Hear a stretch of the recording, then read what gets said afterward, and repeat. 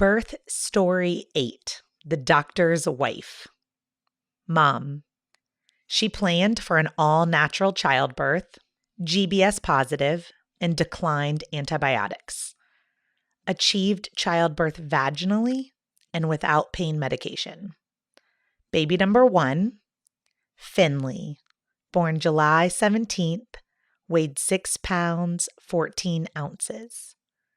Gestation, 39 weeks, 0 days. Labor. Natural onset of labor. Labor lasted 8 hours at home. Schramm. She pushed for 25 minutes after arriving at the hospital. Dear Finley, the beauty of a summer baby is being pregnant in the winter and spring. That is when I met your mom for some hot coffee. She was interested in learning about the birth process and having a doula. You were very tiny inside of her, but she kept her hand on her belly as we talked, laughed, and spent time getting excited about your life. The day before labor began, your mom started to have bad back pain.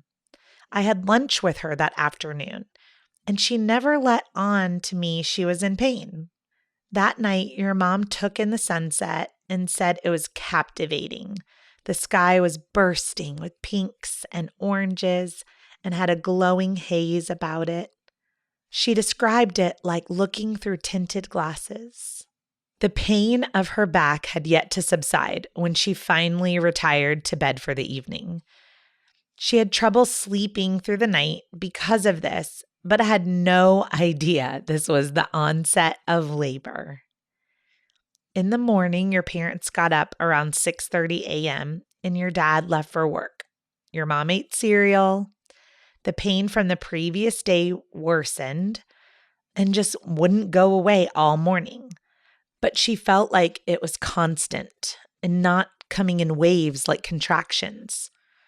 Your mom took 2 Tylenol, did housework, and sat down to watch a baby story on television.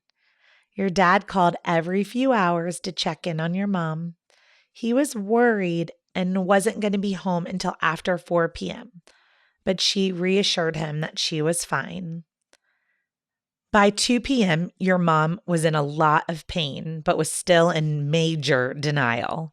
She was afraid she wasn't being strong, and she just wanted to wait until your dad got home from work to do anything. I had never heard from her. Your mom said around 4 p.m. she was getting scared because she was all alone and couldn't catch her breath to even call me. She was laboring on the bathroom floor and unable to move. This was a very frightening experience for her, but she was so brave and warriored through the pain. These were the first moments your mom accepted she was truly in labor. Contractions were on top of each other, and her back pain, having never relented, grew constant and more intense. Your mom got enough strength to call your dad at work, and he rushed home. He arrived at 4:40 p.m., and because he is a doctor, he was able to check her cervix.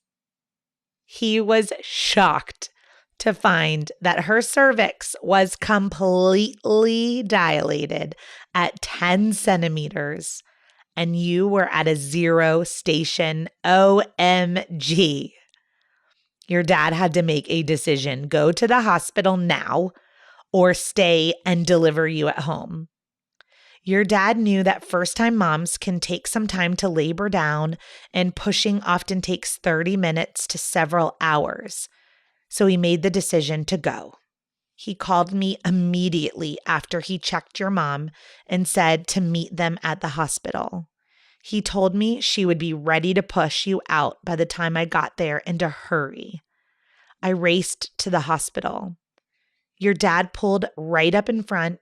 Your mom got out of the car and just walked as fast as she could to the first open room with a bed that she saw and laid down. She made it.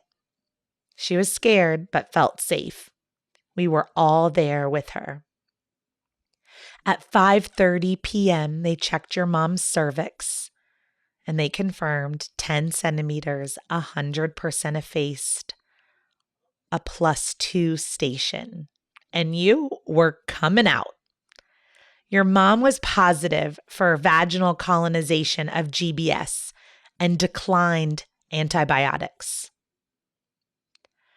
Pop out GBS. GBS stands for group beta strep. It is a bacteria that is found in 25% of all healthy adult women, pregnant or not. When you are 35 to 37 weeks gestation, your provider will gently swab your vagina and rectum for a culture that will be sent away to detect any presence of colonized GBS. Your provider will call you or send you a message in their portal within 2 days to let you know the results. While it is recommended to be treated with IV antibiotics at least 4 hours prior to delivery and throughout labor if you are GBS positive, it is not mandatory. Statistically, 1 out of every 200 babies develop symptoms of GBS if their mother is GBS positive and does not take antibiotics, compared to 1 out of every 4,000 if antibiotics are given. It is important to note that antibiotics like penicillin quickly cross your placenta to your baby.